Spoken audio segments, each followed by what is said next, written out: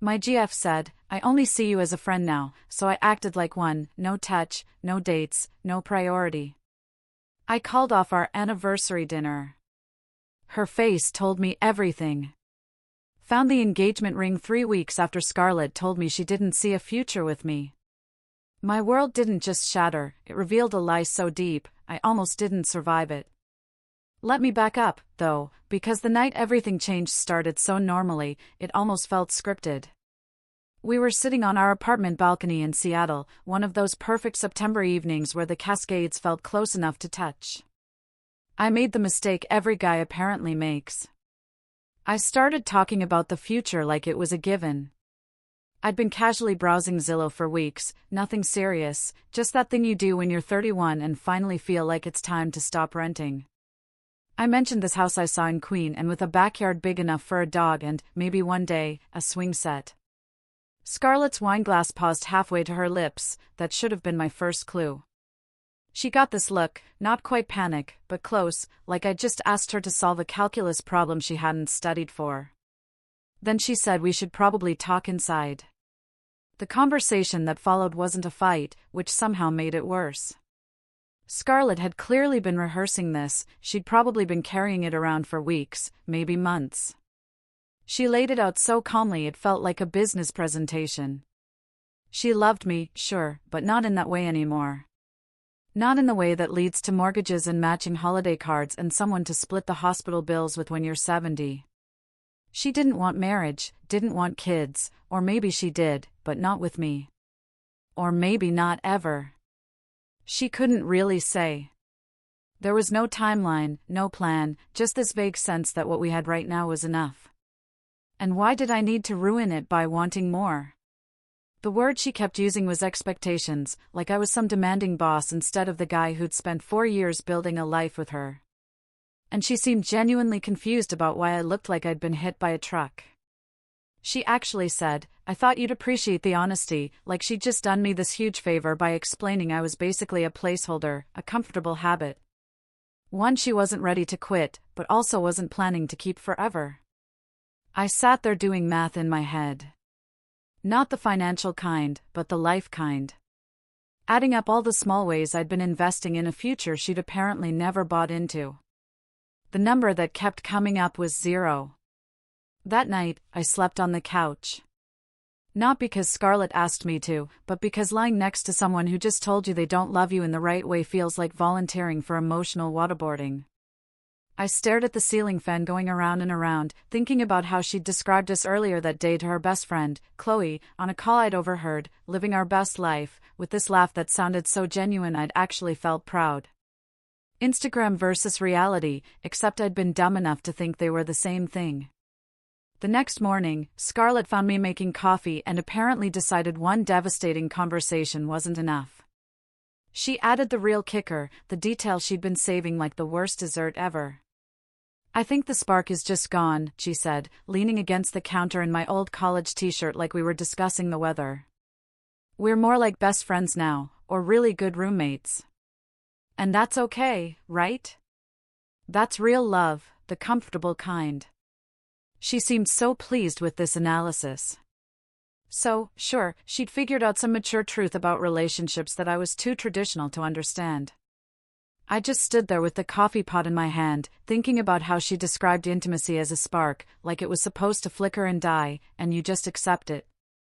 Just keep paying rent together and splitting groceries and pretending that's what partnership means. The thing about hitting rock bottom is that it gives you this weird clarity.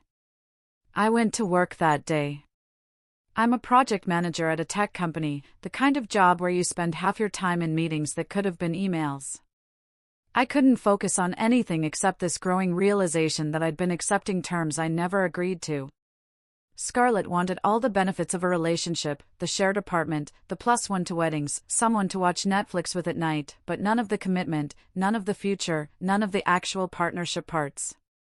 And she genuinely thought this was fair. Thought I should be grateful she was being honest instead of recognizing that honesty without commitment is just delayed cruelty. My buddy, Noah, caught me staring at spreadsheets without seeing them and asked if I was okay. I almost laughed, because how do you explain that you've just realized you've been living in a holding pattern for 4 years, circling and circling, but never actually landing anywhere? That evening, I made a decision that probably sounds crazy, but felt like the sanest thing I'd done in months. If Scarlett wanted to be friends, wanted this comfortable roommate situation without expectations or future or actual love, then fine.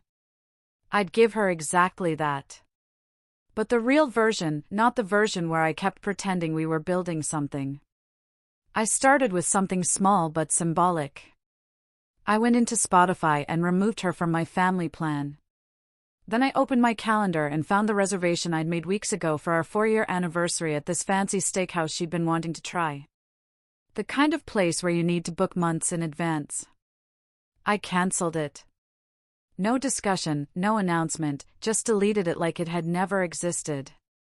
Scarlett was in the bedroom on a video call with her brother, Liam, laughing about something, and I could hear her through the door saying, "Yeah, everything's great," in that bright voice she used when she was performing Happiness.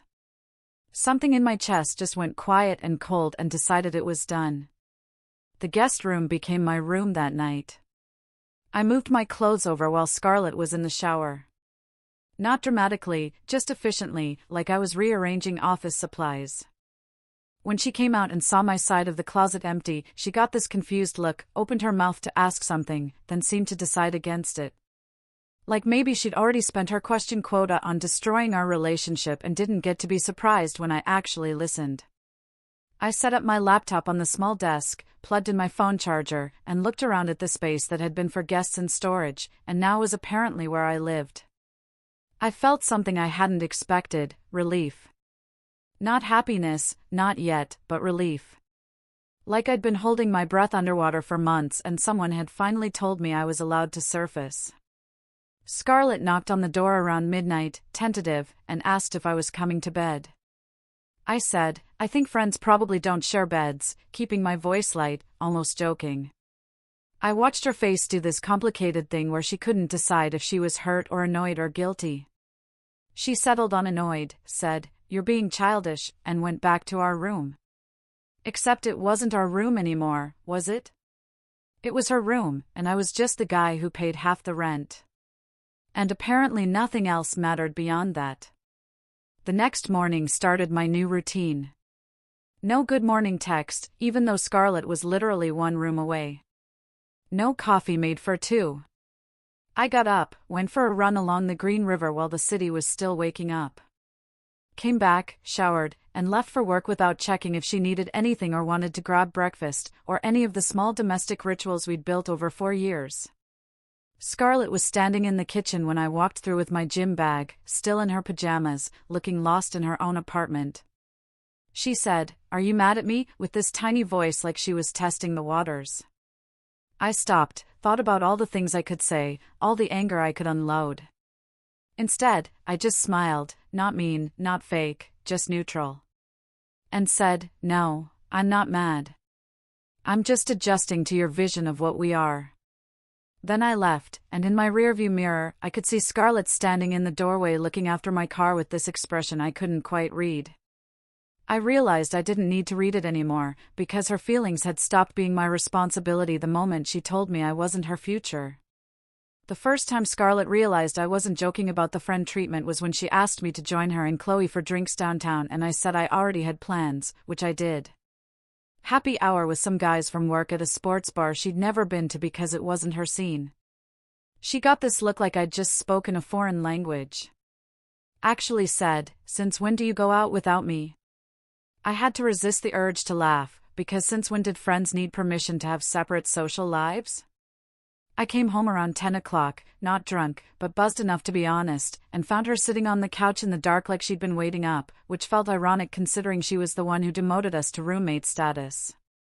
She wanted to know where I'd been, who I was with, why I hadn't texted.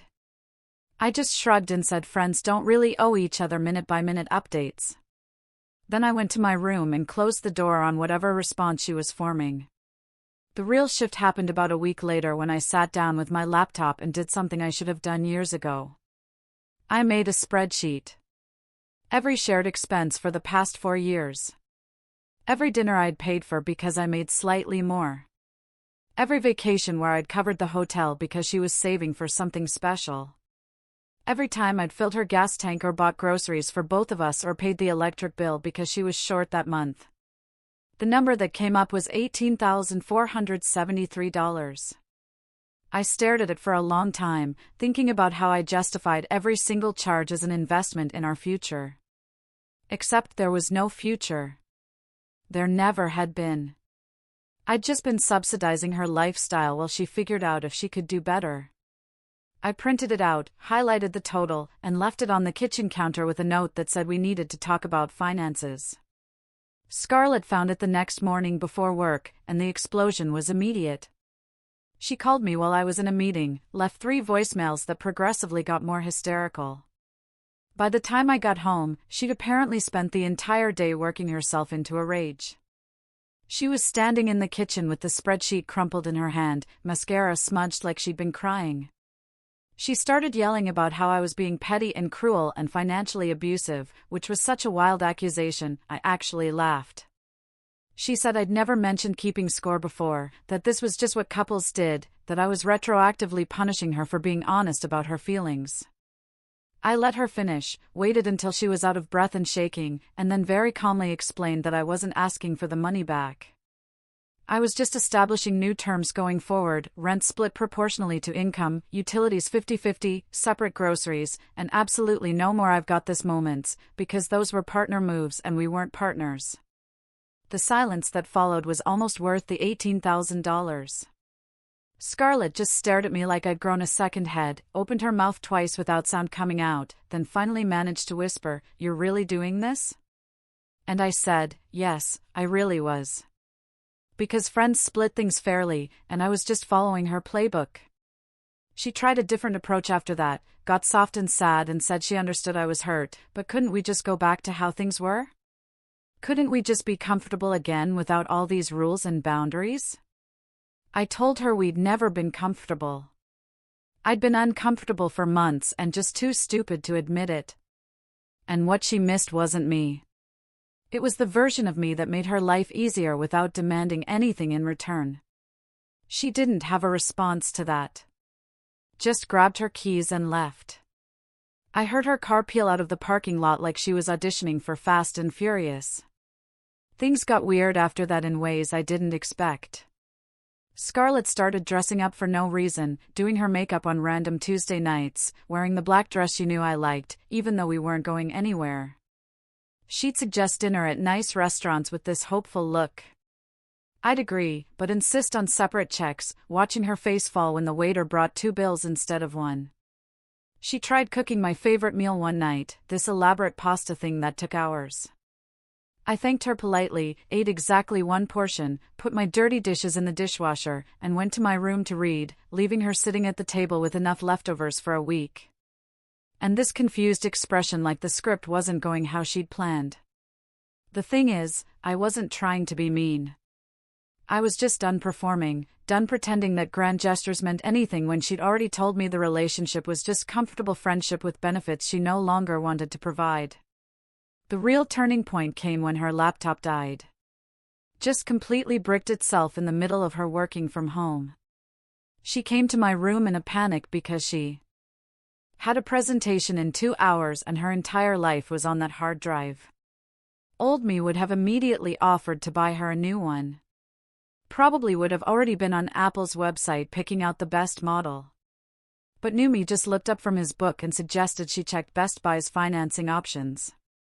Scarlett actually took a step back like I'd slapped her, said, "Are you serious right now?" with this disbelief that would have been funny if it wasn't so sad. I reminded her that friends don't typically buy each other $1,000 electronics. That this was exactly the kind of partner-level support she'd said she didn't want from me. And maybe she could borrow Chloe's laptop or use the library computers. She left without another word, and I heard her on the phone in her room, voice thick with tears, probably telling Chloe what an insensitive jerk I was being. I felt nothing, which was its own kind of revelation. What Scarlett did next was probably the most predictable move in the playbook. She took it to social media, not directly, she was smarter than that. But suddenly her Instagram was full of vague posts about emotional manipulation and recognizing toxic behavior and knowing your worth. She shared articles about financial abuse with pointed captions, posted sad quotes about loving someone who stopped loving you back. Basically crafted this narrative where I was the villain, and she was the victim of my sudden personality transplant. Her comments filled up with heart emojis from her friends. People I'd met at parties and barbecues all summer, suddenly acting like I was some monster they'd always suspected lurked beneath the surface.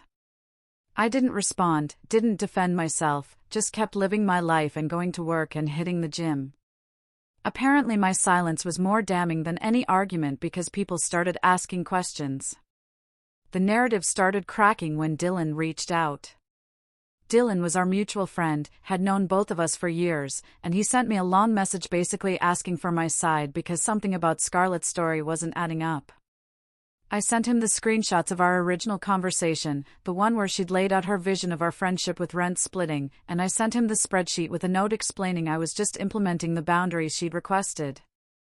Dylan read it all, didn't respond for a day, and then apparently showed everything to his girlfriend, who showed it to her friends who knew Chloe, who knew Scarlett. Suddenly, the social media posts stopped. Just vanished, deleted, like they'd never existed. The comments on her remaining posts shifted, too. Less "you deserve better, queen," and more "maybe there are two sides to this." I watched the whole thing unfold from the sidelines like I was observing someone else's drama instead of living through my own. Then Scarlett's parents showed up. Just appeared at our apartment on a Saturday morning with no warning. I opened the door to find Arthur and Eleanor standing there with overnight bags and expressions like they were staging an intervention. Scarlett had apparently called them in tears, told them I was having some kind of breakdown, that I'd become cold and controlling, and she was worried about my mental health. They asked if we could talk, all four of us. I said, sure, made coffee, sat down at our kitchen table like we were negotiating a hostage situation. Arthur did most of the talking, said they were concerned about the changes in my behavior, that this wasn't like me, that whatever was going on between Scarlett and me didn't need to end in scorched earth. I listened to the whole speech, nodded in the right places, and then very calmly pulled out my phone and showed them the text exchange from that first night. Let them read Scarlett's words about not wanting a future, about the spark being gone, about us being essentially roommates who occasionally shared a bed. Eleanor's face did something complicated, this mix of understanding and disappointment and anger that wasn't directed at me. She turned to Scarlett with this lip that probably worked when Scarlett was 16, but seemed to still carry weight at 30. Arthur just sat back in his chair, rubbed his face with both hands, and said, "Oh, Scarlett," in this exhausted way that suggested this wasn't the first time she created drama and then recast herself as the victim. Scarlett tried to explain, said I was taking everything out of context, that she'd just been honest about her feelings and I'd twisted her honesty. But her voice kept getting smaller and smaller as her parents kept looking at the evidence and then back at her. They didn't yell, didn't pick sides dramatically, just told Scarlett maybe she should come stay with them for a few days while she figured some things out. The way she looked at me when they said it, like I'd somehow orchestrated her own parents turning on her, would have hurt if I'd had any hurt left to give. Scarlett came back 3 days later, and this time she wanted to tell me the truth, the real truth, not the version she'd been performing for the past month. She looked smaller somehow, like spending 72 hours with her parents had deflated whatever confidence she'd been running on.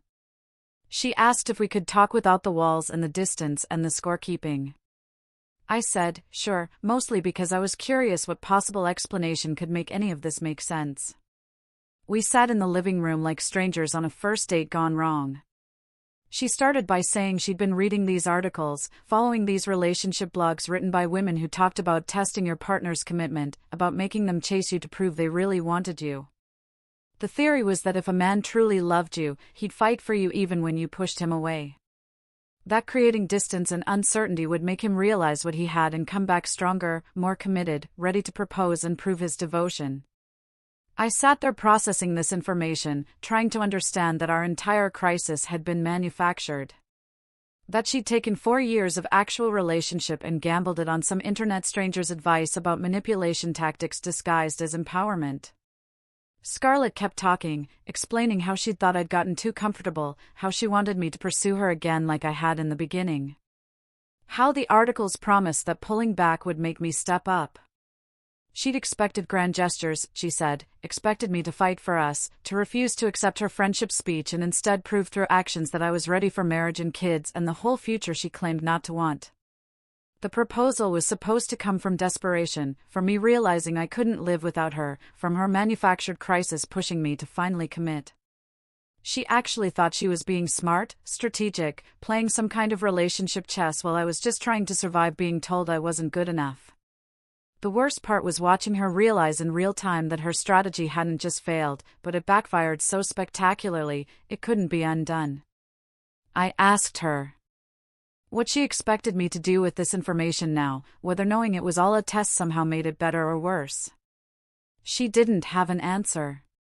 She tried saying we could start over, that now that everything was out in the open, we could build something real. But the foundation was gone, rotted through by lies and manipulation, and the casual cruelty of treating someone's genuine feelings like a game to be won. I told her the saddest part wasn't that she'd tested me. It was that she'd apparently never understood me at all. Because anyone who actually knew me would know I don't chase people who don't want to be caught. I don't fight for relationships where I have to prove my worth. I just walk away and find someone who knows what they have without needing to manufacture drama to feel it. Scarlett's face crumpled and she said something that I think was supposed to be romantic but just sounded desperate. But I bought a ring, too. She disappeared into her bedroom and came back with a small box. Opened it to show me a men's wedding band. Simple platinum, probably cost her 2 months' salary. I felt nothing looking at it except maybe pity. She bought an engagement ring while actively sabotaging our relationship. Had been planning to propose while telling me she didn't see a future, and the cognitive dissonance was so extreme I couldn't even pretend to understand it. I stood up, went to my room, and came back with my own box, the one I'd hidden in my sock drawer for 3 months, and watched her face go through every stage of grief in 5 seconds. The ring was beautiful, vintage setting with a princess-cut diamond. Exactly what she'd pointed out once in a jewelry store window, thinking I wasn't paying attention. I told her I'd been planning to propose on our anniversary. The dinner reservation she didn't know about. The one I'd cancelled when she decided to play games with our relationship. We both just sat there looking at these 2 rings that represented 2 completely different relationships. Hers built on tests and manipulation, and mine built on trust that no longer existed. Scarlett reached for my hand and I pulled back. Not dramatically, just instinctively. And that small motion seemed to communicate more than any speech could. She started crying, real ugly crying, saying she'd ruined everything, asking if there was any way to fix this. I told her the honest truth. Even if I could forgive the test, I couldn't forget that her first instinct when she wanted something was to manipulate me instead of talking to me. And I couldn't spend my life wondering which version of her was real and which was strategy.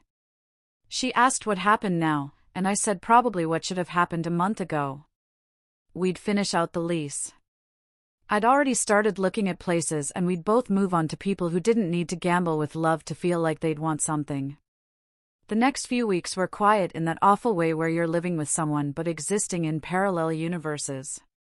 Scarlett stayed with her parents most nights, came by to get clothes and check mail, and we were painfully polite in the rare moments we overlapped. I signed a lease on a house in Queen and, not the one I'd originally seen, but close enough with a yard and an extra bedroom and space for a future that didn't include someone who thought love was a game with winners and losers. My sister, Riley, came to help me pack, brought her daughter, Sophie, who's 3, and asked a million questions. When Sophie asked where Scarlett was, Riley just said, "Sometimes people go different directions, and that's okay." Which felt like the most honest explanation anyone had given. Moving day was surreal. Scarlett showed up to say goodbye. Tried one more time to have a deep conversation about mistakes and growth and second chances, but I was tired, physically and emotionally. I just hugged her. In that way you hug someone at a funeral, acknowledging what was lost without pretending it could be recovered. She whispered, "I really did love you." And I said I knew I'd loved her, too. But love without trust or respect or basic honesty was just a word people used to justify staying in situations that hurt them. Then I got in my truck with the last box of my stuff and drove away. Watched her get smaller in the mirror until she disappeared and felt that same relief from a month ago, except stronger now, more permanent, like I'd finally stopped holding my breath and remembered how to actually breathe. 6 months later, I'm sitting in my backyard with a beer watching the sun set behind the Cascades. My dating app buzzes with a message from someone named Brooke, who seems funny and direct and refreshingly honest about what she wants. I've been on a few dates since the move. Nothing serious, just remembering how to be a person who doesn't have to calculate every interaction or wonder if kindness is investment or manipulation.